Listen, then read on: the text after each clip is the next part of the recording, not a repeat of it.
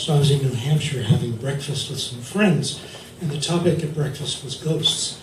And in New Hampshire, the topic is not whether ghosts are real or not, because everybody in New Hampshire believes in ghosts. Instead, the topic was personal ghosts. And my friends were talking about their personal ghosts. Moira had a ghost that would follow her down the hallway upstairs in her house and breathe on her neck and kind of mess with her. And Mary had a ghost that would clank chains and that sort of stuff and mess with her that way. Priscilla had her own personal ghost. And she knew her ghost's name. The name was Abigail. She knew where Abigail lived. Abigail the ghost lived in a chest in Priscilla's dining room. And Abigail would mess with Priscilla, and Priscilla would say, "Abigail, stop messing. Go back to your trunk and be good." And the ghost would go back in the trunk and be good.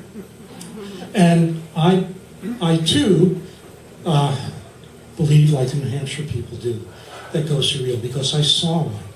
And I didn't see it in New Hampshire, I saw it in Alabama. The United States Army stationed me in southeastern Alabama. And one day I got a letter. Friend Mary Ann Smith was coming down from Michigan with her boyfriend to visit her mother in Green Bay, Alabama. Would I like to come over for the weekend? And of course I said yes. Green Bay, Alabama is in southwestern Alabama. So I had to hitchhike to get there, and I put on my Army uniform, because that way you get rides very quickly. Alabama's a great state to hitchhike in. The drivers not only give you a ride, they give you a beer. So I wound up in Green Bay, and Mrs. Smith had invited a friend of hers for the weekend. So we're all kind of socializing and chatting. Then it comes nighttime and time to sleep. And I get the sofa in the living room. I wake up, middle of the night, and standing before me is a soldier from the War of 1812. He has on his uniform, he has that cylindrical cap, he has a backpack, he has a bedroll, he has a rifle with a long, thin bayonet fixed to it. And I saw this soldier, and I screamed, and I waved my hand, and the ghost disappeared.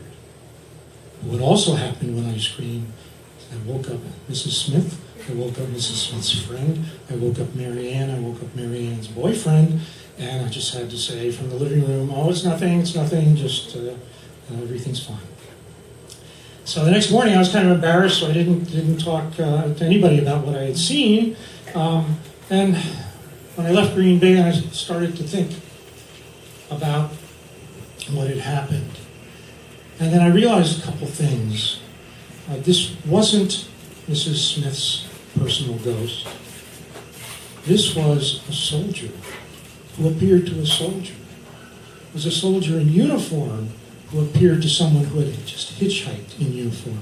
This soldier was probably from the north, and I was from the north. This soldier probably had real problems with Alabama's summer climate, and I was having problems with the summer climate. And in 1812, stationed in Alabama, you really weren't there to fight the British. You were there to decimate the Indian population, so you have a moral question. And I was in Alabama learning how to machine gun Vietnamese people, and so there was a moral question about me.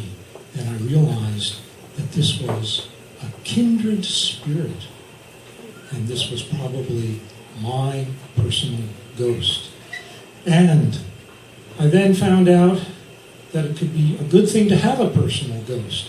My friend Priscilla, who had a ghost named Abigail in that chest in her dining room, one day, this was years later, called up her ex-husband and said, "You must change your work schedule." And the reason was that their daughter was coming into town, and it was the only day that that they could, all the three of them could be together. So she insisted that her husband change his work schedule. He was a United Airlines pilot, scheduled to fly Flight 175 from Boston to Los Angeles on September 11th, 2001. The plane never made it to Los Angeles. It hit the South Tower of the World Trade Center. Those circumstances said to me that there was some other force here trying to keep Priscilla's family safe. That there was a force from beyond, and perhaps from Abigail in the trunk. And that tells me it's nice to have a personal ghost. And I now regret having said to my personal ghost, get away from me, 43 years ago in Alabama, because it would be nice to have that kind of help from beyond.